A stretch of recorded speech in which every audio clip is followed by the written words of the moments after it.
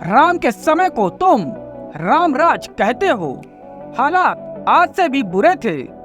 कभी भूल कर भी रामराज फिर मत ले आना।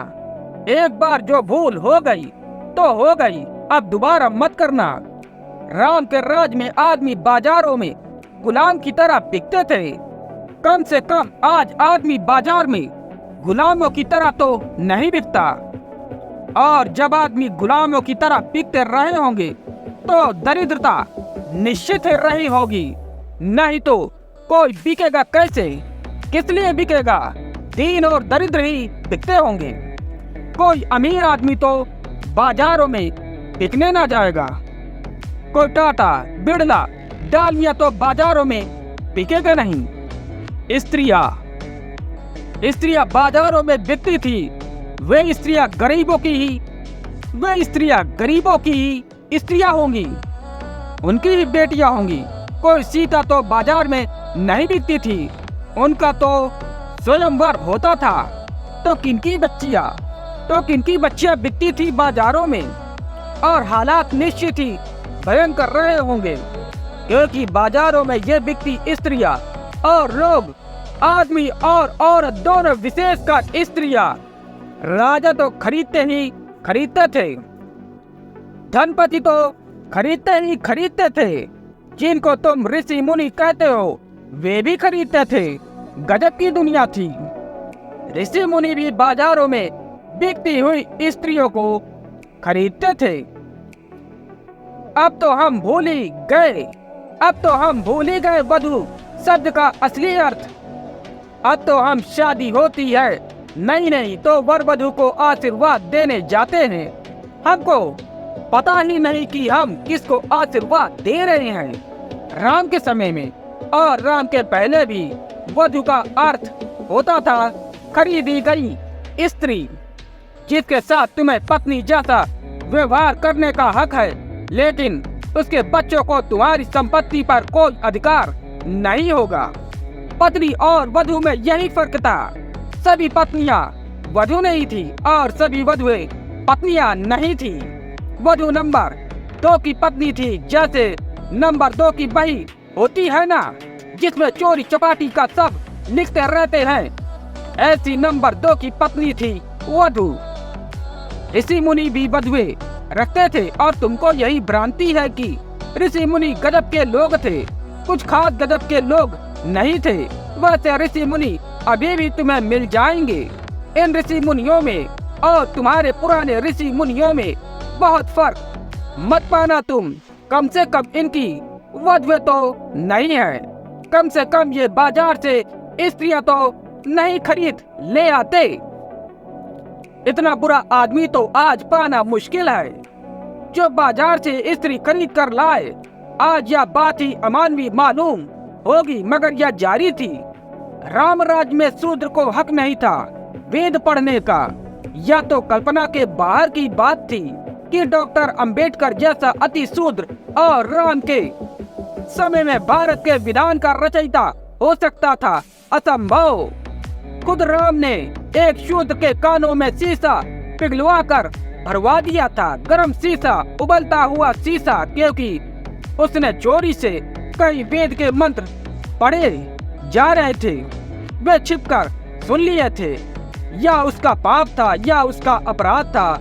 और राम तुम्हारे मर्यादा पुरुषोत्तम है। राम को तुम अवतार कहते हो और महात्मा गांधी रामराज को फिर से लाना चाहते थे। क्या करना है?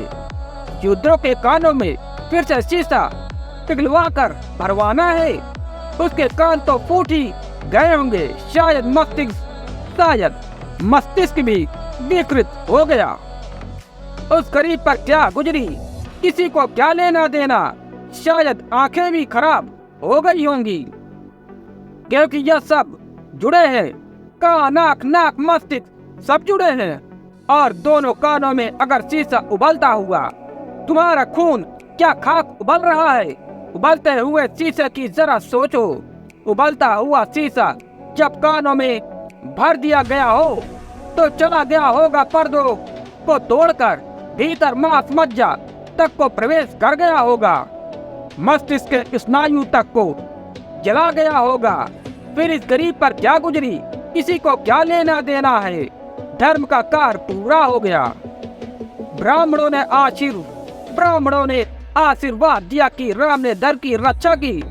यह धर्म की रक्षा थी और तुम कहते हो मौजूदा हालात खराब हैं। युधिष्ठिर जुआ खेलते हैं फिर भी धर्मराज थे और तुम कहते हो मौजूदा हालात खराब हैं। आज किसी जुआरी को धर्मराज कहने की हिम्मत कर सकोगे?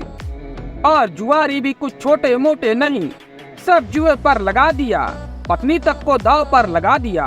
एक तो यह बात ही अशोभन है क्योंकि पत्नी कोई संपत्ति नहीं है, मगर उन दिनों यही धारणा थी स्त्री संपत्ति। उसी धारणा के अनुसार आज भी जब बाप अपनी बेटी का विवाह करता है तो उसको कहते हैं कन्यादान। क्या गजब कर रहे हो? गाय भैंस दान करो तो भी समझ में आता है। दान कर रहे हो, गाय भैंस दान करो, गाय भैंस दान करो तो भी समझ में आता है। कन्यादान कर रहे हो, यह दान है? स्त्री कोई वस्तु है? ये असभ्य शब्द, ये असंस्कृत, हमारे प्रयोग शब्दों के बंद होने चाहिए। अमानवीय है, अशिष्ट है, असंस्कृत है। मगर युधिष्ठिर धर्मराज थे और दांव पर लगा दिया अपनी पत्नी को भी। हद का दीवानापन रहा होगा, पहुंचे हुए जुआरी रहे होंगे, इतना भी होश ना रहा। और फिर भी धर्मराज ही बने रहे। इससे कुछ अंतर ना आया, इससे उनकी प्रतिष्ठा में कोई भेद न पड़ा, इससे उनका आदर जारी रहा। इस पितामह को ब्रह्मज्ञानी समझा जाता था, मगर ब्रह्मज्ञानी कौरवों की तरफ से युद्ध लड़ रहे थे। गुरुद्रोण को ब्रह्मज्ञानी समझा जाता था, मगर गुरुद्रोण भी कौरवों की तरफ से युद्ध लड़ रहे थे। अगर कौरव अधार्मिक थे, दुष्ट थे, तो कम से कम भीष्म में इतनी हिम्मत तो होनी चाहिए थी। और बाल ब्रह्मचारी थे और इतनी भी हिम्मत नहीं तो खाक ब्रह्मचार था।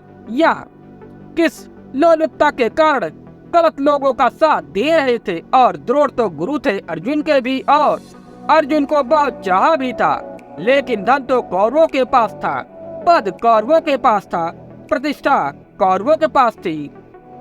संभावना भी यही थी कि वही जीतेंगे। राज्य उनका था, पांडव तो भिखारी हो गए थे। इंच भर जमीन भी कौरव देने को राजी नहीं थे। और कसूर कुछ कौरवों का हो ऐसा समझ में आता नहीं।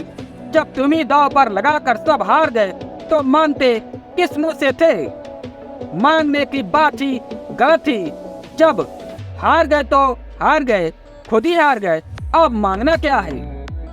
लेकिन गुरु द्रोण भी अर्जुन के साथ खड़े न हुए, खड़े हुए उनके साथ जो गलत थे। यही गुरु द्रोण एकलव्य का अंगूठा कटवा कर आ गए थे अर्जुन के हित में, क्योंकि तब संभावना थी कि अर्जुन सम्राट बनेगा। तब उन्होंने एकलव्य को इनकार कर दिया था शिक्षा देने से। क्यों? क्योंकि शूद्र था। और तुम कहते हो मौजूदा हालात, तुम कहते हो मौजूदा हालात बिल्कुल पसंद नहीं। एकलव्य को मौजूदा हालात उस समय के पसंद होने पड़े होंगे। उस गरीब का कसूर क्या था? अगर उसने मांग की थी, प्रार्थना की थी कि मुझे भी स्वीकार कर लो, शिष्य की भांति मुझे भी सीखने का अवसर दे दो, लेकिन नहीं, शूद्र को कैसे सीखने का अवसर दिया जा सकता है? मगर एकलव्य अनूठा युवक रहा होगा। अनूठा किस लिए कहता हूँ कि उसका खून नहीं खौला। खून खौलता तो साधारण युवक दो कौड़ी का सभी युवकों का खौलता है, इसमें कुछ खास बात नहीं। उसका खून नहीं खौला, शांत मन से उसने इसको स्वीकार कर लिया। एकांत जंगल में जाकर गुरु द्रोण की प्रतिमा बना ली और उसी प्रतिमा के सामने सरसंधान करता रहा, उसी के सामने धनुर्विद्या का अभ्यास करता रहा। अद्भुत युवक था, अद्भुत युवक था। उस गुरु के सामने धनुर्विद्या का अभ्यास करता रहा जिसने उसे शूद्र के कारण इनकार कर दिया था। अपमान ना लिया, अहंकार पर चोट तो लगी होगी, लेकिन शांति से, समता से पी गया। धीरे धीरे खबर फैलनी शुरू हो गई कि वह बड़ा निष्णात हो गया है। तो गुरु द्रोण को बेचैनी हुई, क्योंकि बेचैनी यह थी कि खबरें आने लगी कि अर्जुन उसके मुकाबले कुछ भी नहीं और अर्जुन पर ही सारा दाव था। अगर अर्जुन सम्राट बने और सारे जगत में सबसे बड़ा धनुर्धर बने तो उसी के साथ गुरु द्रोण की भी प्रतिष्ठा होगी। उनका शिष्य, उनका शागिर्द ऊंचाई पर पहुंच जाए तो गुरु भी ऊंचाई पर पहुंच जाएगा। उनका सारा का सारा न्यस्त स्वार्थ अर्जुन में था और एकलव अगर आगे निकल जाए तो बड़ी बेचैनी की बात थी। तो ये गुरु द्रोण, जिनको की ब्रह्मज्ञानी कहा जाता है, ये गुरु द्रोण जिसने इनकार कर दिया था एकलव को शिक्षा देने से या उससे दक्षिणा लेने से पहुंच गए। शिक्षा देने से इनकार करने वाला गुरु जिसने दीक्षा ही न दी, वह दक्षिणा लेने पहुंच गए। हालात बड़े अजीब रहे होंगे। शर्म भी कोई चीज होती है, इज्जत भी कोई बात होती है, आदमी की नाक भी होती है। ये गुरु द्रोण को तो बिल्कुल नाक कटे आदमी रहे होंगे। ये गुरु द्रोण तो बिल्कुल नाक कटे आदमी रहे होंगे। किस मुंह से जिसको दुत्कार दिया था उससे जाकर दक्षिणा लेने पहुंच गए। और फिर भी मैं कहता हूँ, एकलव अद्भुत युवक था, दक्षिणा देने को राजी हो गया। उस गुरु को जिसने दीक्षा ही नहीं दी कभी। जरा सोचो तो, उस गुरु को जिसने दुत्कार दिया था और कहा कि तू शूद्र है, हम शूद्र को शिष्य की तरह स्वीकार नहीं कर सकते। बड़ा मजा है जिस शूद्र को शिष्य की तरह स्वीकार नहीं कर सकते, उस शूद्र की भी दक्षिणा स्वीकार कर सकते हो। मगर उसमें षड्यंत्र था, चालबाजी थी। उसने चरणों पर गिरकर कहा, आप जो कहें, मैं तो गरीब हूँ, मेरे पास कुछ है नहीं देने को, मगर जो आप कहें, जो मेरे पास हो तो मैं देने को राजी हूँ, जो प्राण भी देने को राजी हूँ। तो क्या मांगा कि अपने दाएं हाथ का अंगूठा काट कर मुझे दे दो। जालसाजी की भी कोई सीमा होती है, अमानवी की भी कोई सीमा होती है, कपट की, कूटनीति की भी कोई सीमा होती है। और यह ब्रह्मज्ञानी उस गरीब एकलव से अंगूठा मांग लिया और अद्भुत युवक रहा होगा, दे दिया उसने अपना अंगूठा, तत्क्षण काट कर अपना अंगूठा दे दिया, जानते हुए कि दाएं हाथ का अंगूठा कट जाने का अर्थ है कि मेरी धनुर्विद्या समाप्त हो गई, अब मेरा कोई भविष्य नहीं। इस आदमी ने सारा भविष्य ले लिया। शिक्षा दी नहीं और दक्षिणा में जो मैंने अपने आप सीखा था उस सब को विनिष्ट कर दिया।